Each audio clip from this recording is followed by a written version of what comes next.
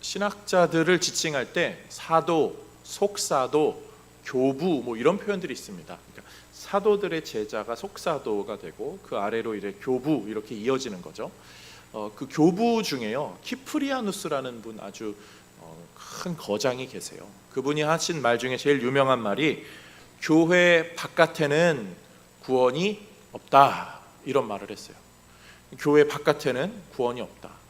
좀 이상할 수도 있고 또 그렇다 고개를 끄덕일 수도 있는데 교회가 그만큼 중요하다는 이야기를 한 거죠.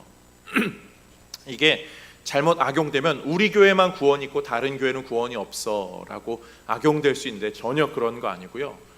건강하게 하나님의 말씀에 복음의 신앙생활을 하는 사람들은 자연스럽게 그런 모임과 공동체를 추구할 수밖에 없고 그런 모임과 공동체가 곧 교회이고 그런 교회 또 하나님이 세워가시고 이끌어가시는 그 교회를 통해서 우리는 구원의 길을 걸어간다.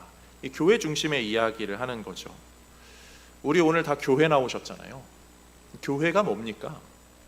이렇게 물어보면 나는 교회 수십 년 다녔는데 교회가 뭔지 바른 교회가 뭔지 참 교회가 뭔지 생각을 안 해보신 분도 계실 수 있고 또 설명이 잘 안 되는 분들도 있을 수 있어서 저희는 요 여름 기간을 통하여서 좀 교회에 관련돼서 그래도 몇 주 좀 생각해 보는 것은 어떠냐.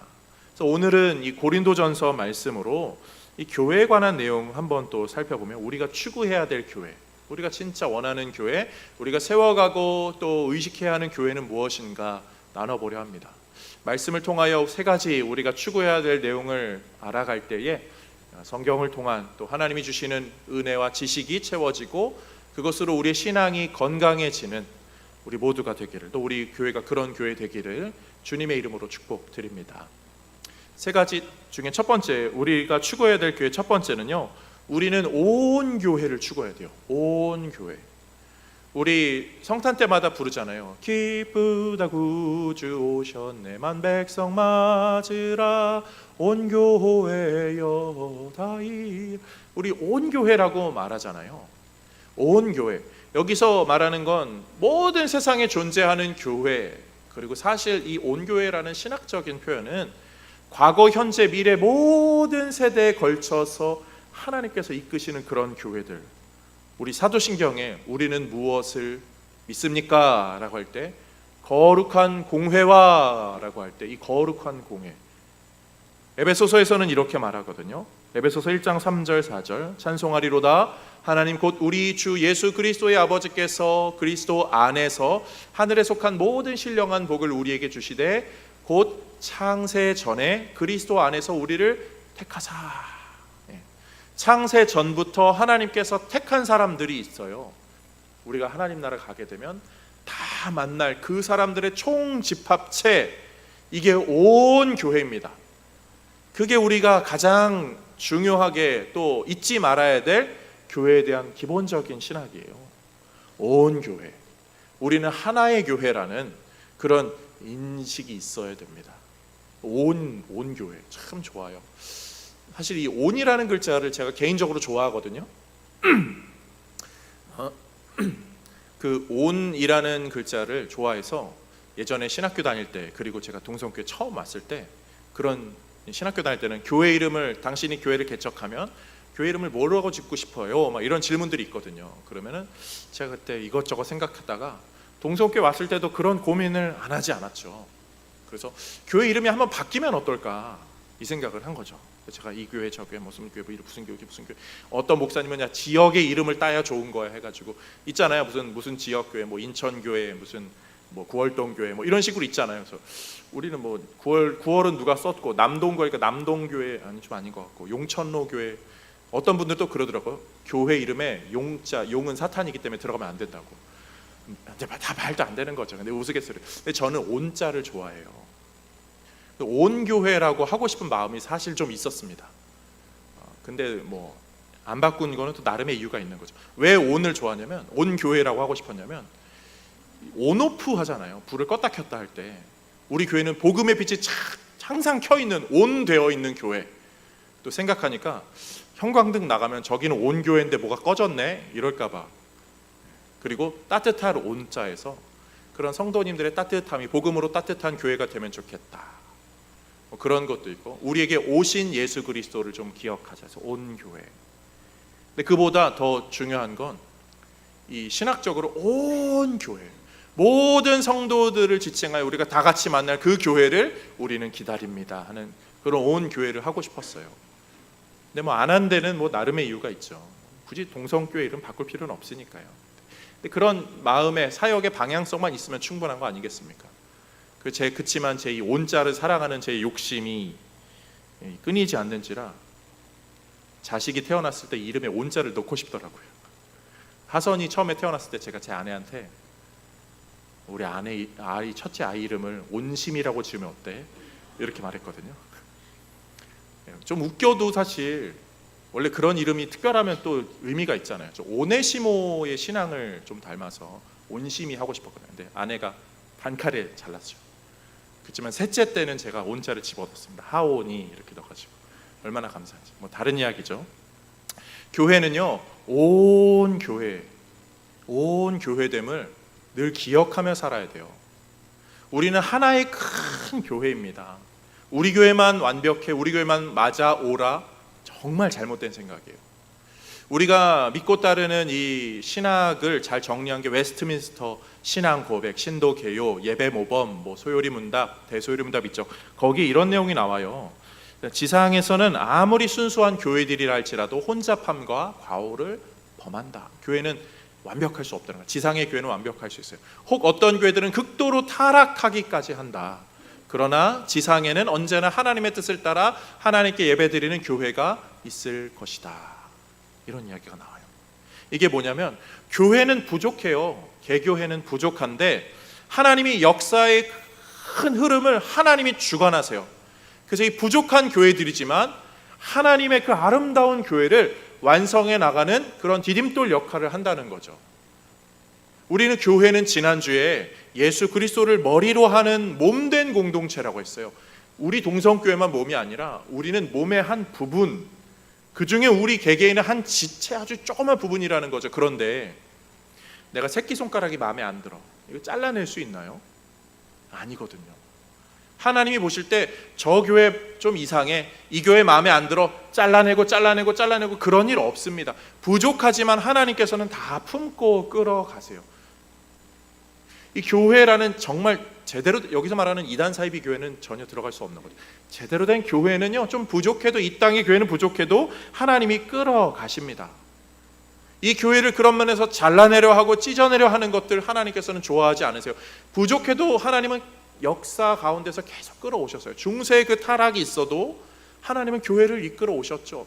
교단이 분리되고 때로는 교파가 나뉘어지고 구교와 신교가 나눠진다 할지라도 하나님은 교회를 통하여서 계속 그 일을 진행해 오셨어요.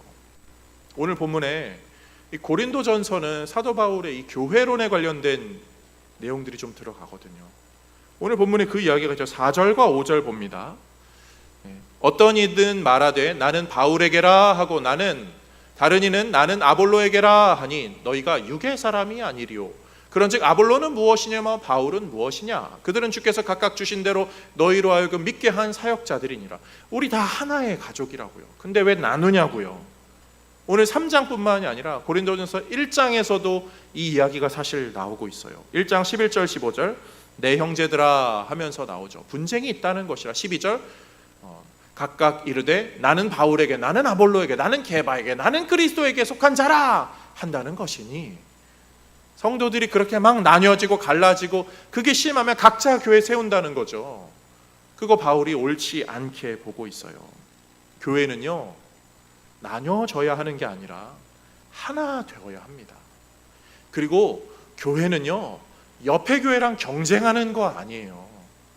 합력하여 선을 이루는 게 교회됨의 참 모습이겠죠. 동성교회가 여기 이 자리에 있는 이유가 뭡니까? 옆에 있는 다른 교회들과 경쟁해서 더 커지려고 하려고 여기 있습니까? 아니죠. 혹 다른 주변의 교회들에서는 감당할 수 없는, 아니 연결되지 못하는 그런 천하보다 귀한 영혼, 그 영혼을 위해서 누군가 쓰여져야 되고 교회가 거기 있어야 한다면 하나님께서 거기에 교회를 세우시는 거죠. 인원의 많고 적음이 아니라 그 영혼들을 위해서 하나님께서는 교회를 세워가시는 거예요. 그래서 우리 주변에도요, 교회들이 많이 세워지죠.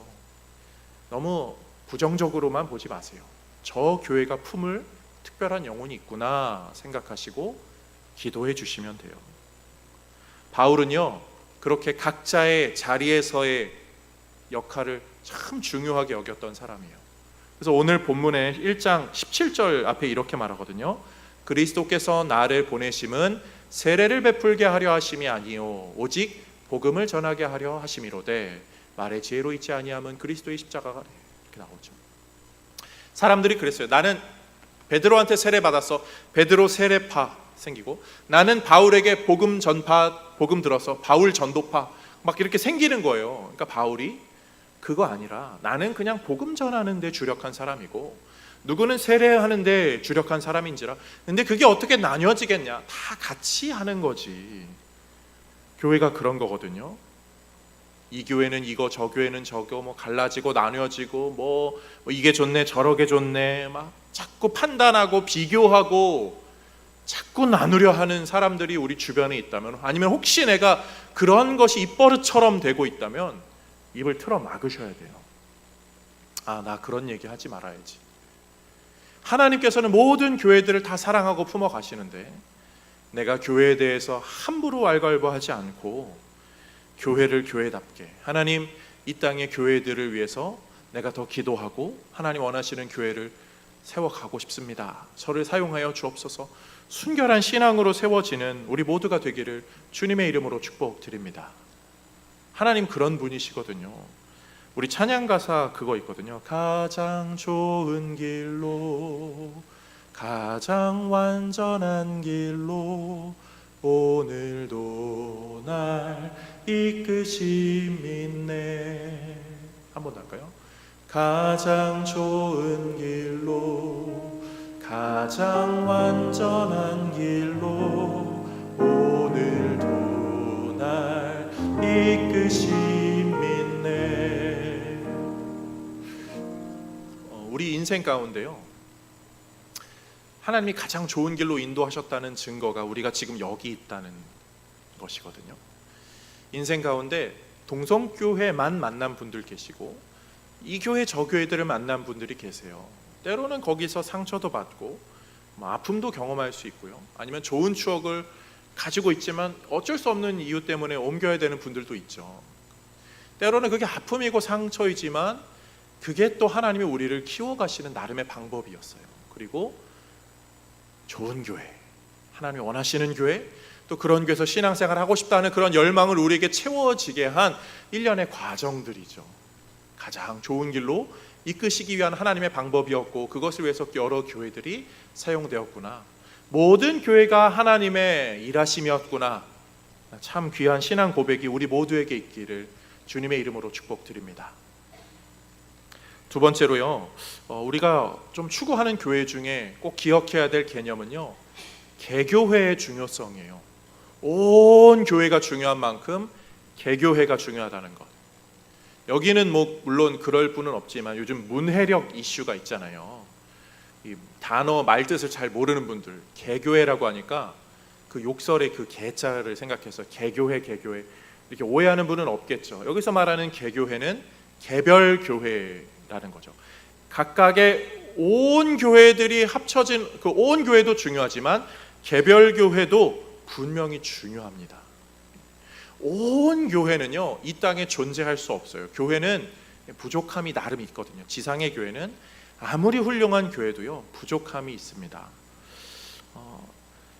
이 하나님의 온 교회의 신학을 가장 잘 받아들이고 또 이것을 가장 열심히 추구하는 교파가 있습니다. 그런 집단 공동체가 있죠. 로마 카톨릭이 바로 그걸 추구하죠. 로마 카톨릭의 이 카톨릭이라는 단어 자체가 공통의 이런 의미인 거죠. 하나의 그런 의미. 그래서 로마 카톨릭은 그 이태리 가운데 있는 바티칸의 그 교황청을 중심으로 쫙 다 연결되어 있습니다. 다 연결되어서 이렇게 뭐 사람을 이렇게 세울 때도, 신부를 세울 때도 다 거기에 이렇게 거쳐서 간대자고 하잖아요. 그러니까 하나의 교회를 표방하는 거예요. 장점도 있지만요, 단점도 있어요. 이 땅의 교회는 완벽할 수 없다고 했잖아요. 단점이, 물리적인 단점이 일단 있죠. 가까이 있는 곳과 멀리 있는 곳에는 어쩔 수 없이 생기는 온도차가 있습니다. 생각해 보세요. 만약에 우리나라 어떤 신부님이 거기에 교황이 됐다라고 생각해 보세요. 그럼 전 세계 이목은 그분한테 그쪽에 쏠리기도 하지만 한국에 있는 여러 천주교 단체들에도 쏠릴 거예요. 이게 물리적인 인간으로서밖에 나타날 수밖에 없는 그런 일들인 거죠. 어떠한 하나의 교회를 표방하지만 어디는 관심이 쏠리고 어디는 관심이 덜 쏠릴 수 있는 그런 일들이 벌어지는 거예요. 그래서 막 그 나라마다 주교들을 세우고 주교들을 막 이렇게 본부로 보내고자 하는 그런 애씀과 노력들이 있는 거죠. 물리적인 약점인데요, 하나의 온교회를 표방할 때 생기는. 그런데 이 더 근본적인 문제가 있습니다. 그것은 우리의 약함이에요. 하나로 자꾸 모으려고 하면, 사람이 모이면 권력이 생깁니다. 권력을 추구하고 표방하다 보면은 안타깝게도 부패하는 일들이 발생합니다. 아무리 훌륭하고 대단한 사람도요, 힘과 권력을 많이 가지면 가지고 그것이 시간이 오래되면 변질되는 일들 우리 역사 가운데 많이 보잖아요. 또 그것이 안타깝게도 심지어 현대 교회들 안에서도 벌어질 정도잖아요. 그리고 교회사 가운데도 있었죠. 중세교회가 그 아주 정점이었잖아요. 교회의 부패, 권력의 부패, 부정부패가 일어나죠. 그래서 종교개혁자들이요 일어납니다. 그리고 그 교황권을 중심으로 한 그런 것들을 타파하고 개별 교회들의 권한을 이렇게 세워주고 그것에 대한 중요성을 올려줍니다. 그런데 여기도 문제는 있었어요. 개별 교회라고 하는데 목회자의 역량이 중요한 거죠. 사역자 역량이 중요한 거죠. 또 이것을 좀 해결하기 위하여서 또 영국의 웨스트민스터라는 곳에 모여서 한 10년간 회의를 합니다. 거기서 만들어지는 게, 예배는 어떻게 드려야 됩니다, 예배 모범이 세워지고 성도는 무엇을 믿고 따르는 어떤 신앙 고백이 나와야 되고, 또 아이들은 무슨 교육을 해야 됩니다, 우리 이거 신앙 고백서, 그리고 소요리 문답, 대요리 문답, 이런 것들이 막 준비가 된 거예요. 근데 거기서도 10년인지라 이게 옥신각신이 있었습니다. 어떤 분들은 개별 교회의 권한이 좀 충분히 있어야 됩니다. 어떤 분들은 그러면 이 목회자가 역량이 부족하거나 목회자가 타락하거나 이러면 어떻게 합니까? 견제할 수 있는 협의체가 있어야겠죠. 또 이것을 주장하고 저것을 주장하는 인물들이 막 많아져서 복잡한 역사는 조금 지나갈게요. 결과적으로 때로는 교단이 좀 나눠지고요. 그렇지만 서로에 대한 존중과 이해로 합력하는 지점도 생기게 됩니다. 현대교회로서는 그게 조금 이렇게 저렇게 조직으로 나름 된 거죠. 우리는 천주교처럼 그렇지는 않지만 나름 기독교 단체들이 있고 또 이런저런 노회, 시찰회, 총회 이런 게 있습니다. 그런데 사실 우리 총회의 개념도 저희가 대한예수교 장로회 총회에 속해 있는 거잖아요. 총회장은 회장님이 아니거든요. 총회장은 우리 교회에서 대표한 총대 목사님 장로님들이 모여서 모이는 노회, 요 노회에서 선출된 몇 명의 또 목사님들 장로님들이 총회에 가서 큰 대회의를 합니다. 그 회의를 주관하는 사람이 총회장이에요. 근데 이게 언론으로 넘어가고 일반적인 통념으로 가면서 회장님처럼 느껴져서 그렇지 그냥 사실은 다 똑같은 목사님 장로님들입니다. 적절하게 협의하고 적절하게 존중해주는 모습이 교회에는 있어야겠죠.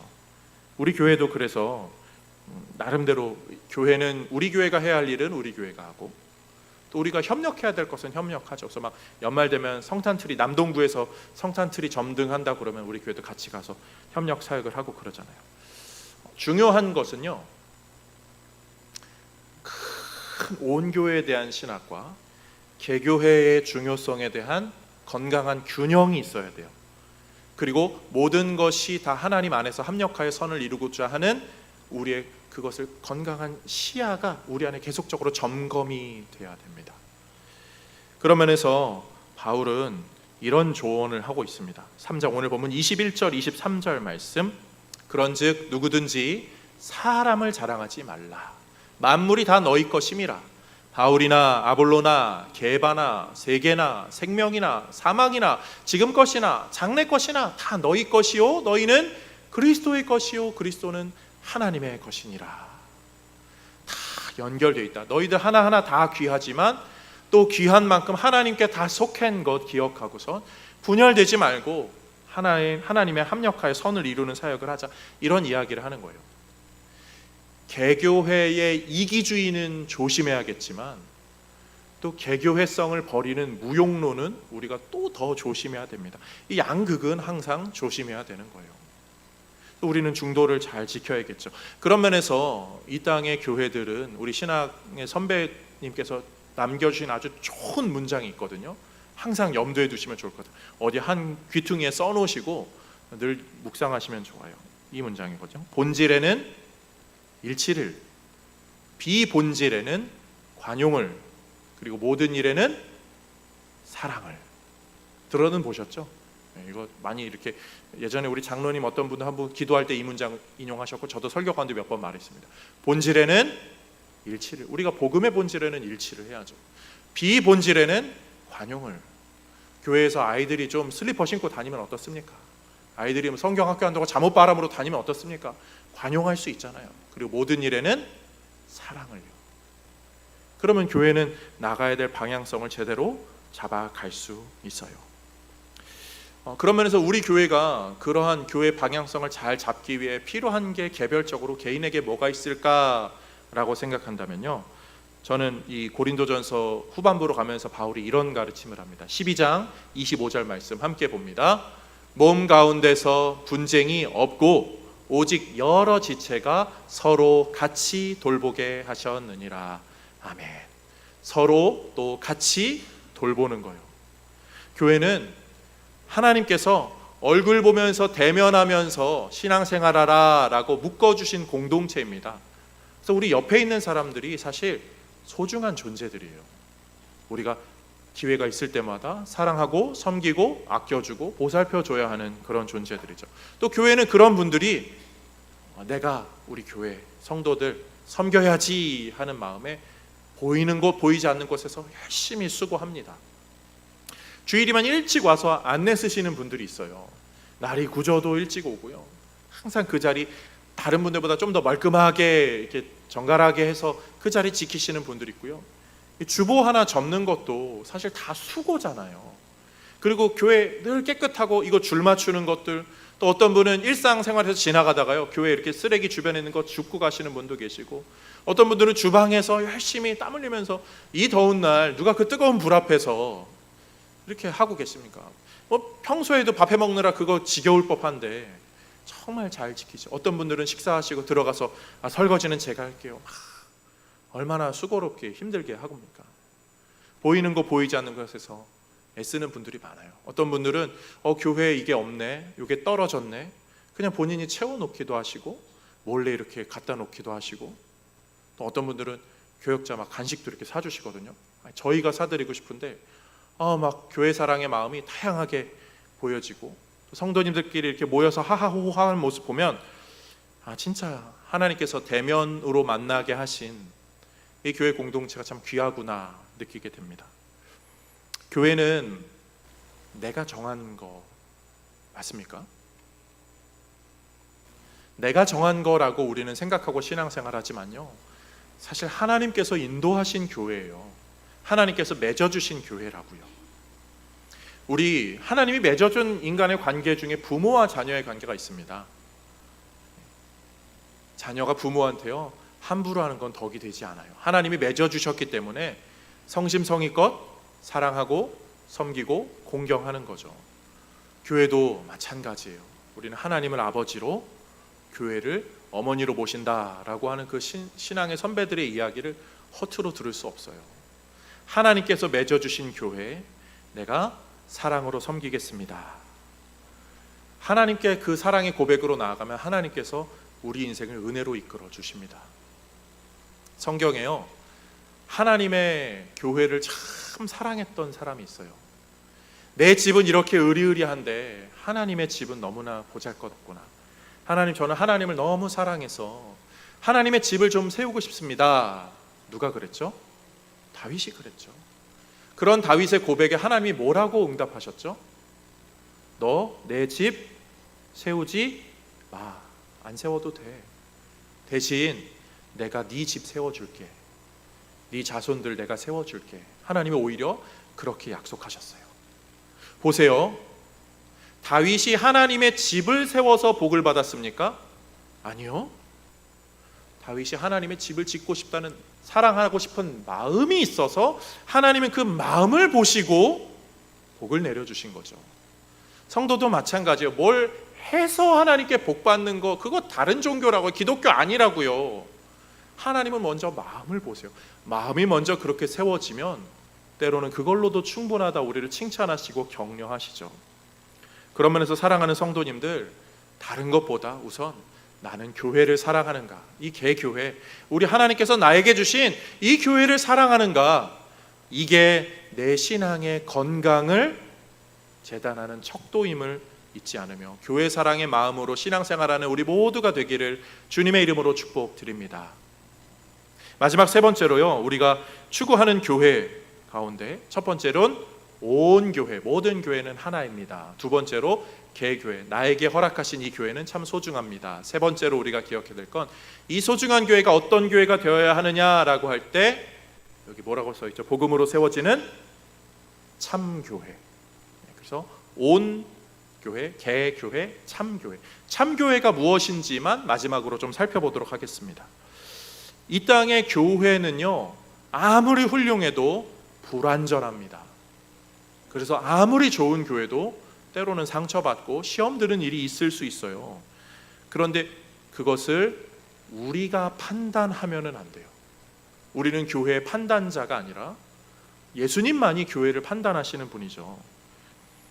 사람이 그것을 자꾸 판단하려 했을 때 예수님께서 그런 사람들을 향해서 교훈하신 말씀이 있습니다.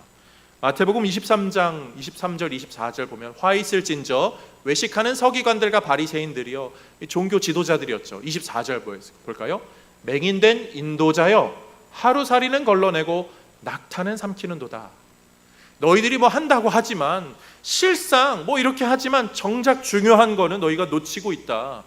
자꾸 이 종교 지도자들의 그 만행에 대해서 예수님께서 아주 꼬집으시는 그런 내용입니다. 교회에 대해서 교회가 이래야 돼 저래야 돼 라고 하는 마음이 커질수록 그게 아주 위험한 거예요.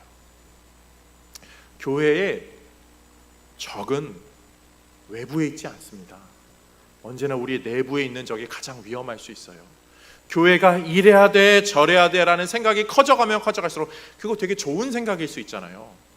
교회가 이렇게 되면 좋겠다, 저렇게 되면 좋겠다, 굉장히 아름다운 생각일 수 있는데 이것이 강해져서 내 뜻대로 돼야 돼 라고 주장하게 되고 그것이 세력을 얻게 되면 그것이 교회를 무너뜨리게 돼요. 내 뜻은요, 항상 부족함, 악함이 오염될 수 있는 여지가 굉장히 크거든요. 사람의 마음은요, 자꾸 이 악한 것, 불편한 것, 그러니까 불편한 것을요 나쁜 걸로 인식하고, 안 예쁜 거를 나쁜 걸로 인식하고, 불편하고 안 좋은 거는 자꾸 치워버리라는 습성이 있습니다. 그래서 이런 거, 제가 얼마 전에 그 증명사진을 한번 찍은 적이 있거든요. 그러니까 증명사진 그 여기 새로 생긴 사진관 어떤 거 한번 가봤어요. 정말 사진을 잘 찍어주시더라고요. 가격이 좀 비싸서 고민했지만 일단 갔으니까 찍었거든요. 그래서 여기 흰머리가 있네요. 쓱쓱쓱 흰머리가 사라졌습니다. 눈썹이 좀, 그러니까 눈썹을 이렇게 만져주시고, 여기 피부가 또 뽀얘지고, 여기 잔머리 있는 거 착.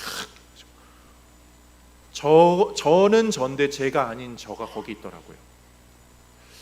사실 그 정도는 우리 기술이니까 괜찮을 수 있어요. 그런데 우리의 기술과 우리의 권력, 우리가 힘이 주어지면서 내가 마음에 들지 않는 걸 자꾸 쳐내고 내가 원하는 대로만 하게 되면 나는 나인데 내가 아닌 내가 되는 것처럼 교회는 교회인데 교회가 아닌 교회가 될 수 있어요.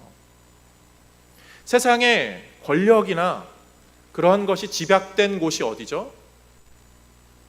향락의 도시들, 그런 퇴폐의 도시들, 그런 데들은요 사람들이 불편하게 여길 만한 걸 다 없애버립니다. 그리고 힘과 권력, 돈으로 할 수 있는 걸로 다 사람까지 도구화해서 다 만들어버리죠. 그렇게.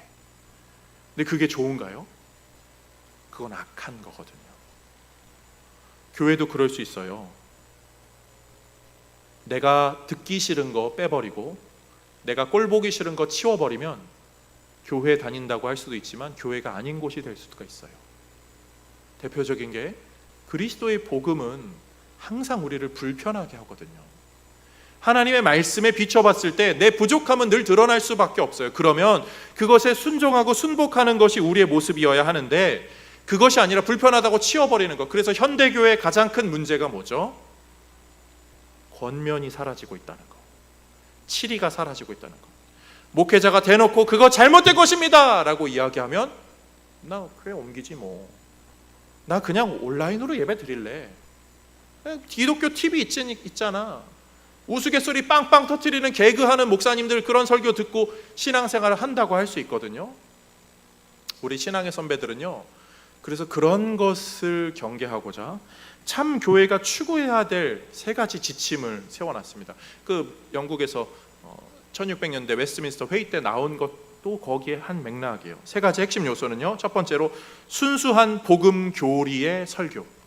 설교가 복음의 교리가 분명히 드러나야 된다. 예수 그리스도의 그 복음이 나타나야 된다는 거죠. 두 번째로 성례가 성실하게 되어야 된다. 그리스도의 찢김에 대해서 우리의 부족함을, 우리의 죄성을 확인하는 그 성례가 있어야 되고, 세 번째로 교회가 권징이 있어야 된다. 잘못한 것에 대해서 분명하게 얘기할 수 있는 것. 그런 면에서 교회는요, 이 세 가지는 사실 다 한 가지입니다. 복음에 제대로 반응하자는 거예요. 그리스도께 제대로 반응하고 따라가자는 거예요. 요한계시록에 보면요, 예수 그리스도는요 촛대 사이를 지나가는 분이라고 말합니다. 촛대. 그 촛대는 무슨 촛대를 말하죠?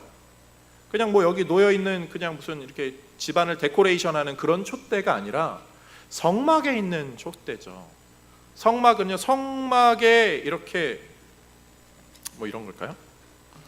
성막이 이렇게 있으면 이렇게 성소가 이렇게 안쪽에 있습니다. 이 성소는 한 3겹 정도로 덮어요.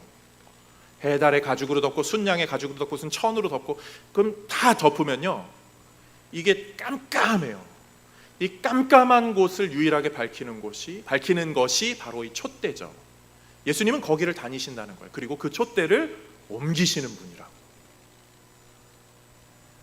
그 깜깜한 데서 그 촛대가 사라지면 길을 잃어버리는 거예요. 그 촛대에서 나오는 빛으로 분간하고 움직이는 거죠. 성도도 마찬가지입니다. 이 어두운 세상, 이 험한 세상을요, 내가 원하는 대로, 내가 편하는 대로 살면 좋은 것 같죠. 행복한 것 같죠. 그러나 그것은 어둠으로 매몰되는 삶이에요. 그러나 빛 대신 예수 그리스도의 말씀에 비추어서 살아갈 때 우리는 인도함을 제대로 받게 되는 거죠. 그 예수님이 십자가에서 죽으실 때 어떤 일이 벌어졌죠? 휘장이 찢어졌어요. 요 성막이 이렇게 안쪽에 있으면 여기가 이렇게 반으로 나뉘어져 있고요. 요 안쪽은 성소와 지성소입니다. 성소는 촛대가 있는 거고 지성소를 가로막는 것이 휘장인데요. 이게 찢어진 거예요. 여기는 1년에 한 번 제사장들 중에 대제사장만 가서 이렇게 제사를 드릴 수 있는 그런 곳이에요. 아무도 들어갈 수 없는 그런 곳인데, 그 휘장이 찢어지면서 우리 모두가 예수 그리스도의 보혈의 그 구원의 은혜로 말미암아 하나님께 나아가게 되었죠. 그리고 우리는 이렇게 매주 예배를 드리는 거예요. 하나님 아버지께 나와 예배드리고 예수 그리스도의 이름으로 기도하는 거죠. 종교개혁자들이 타파한 것 중에 하나가요,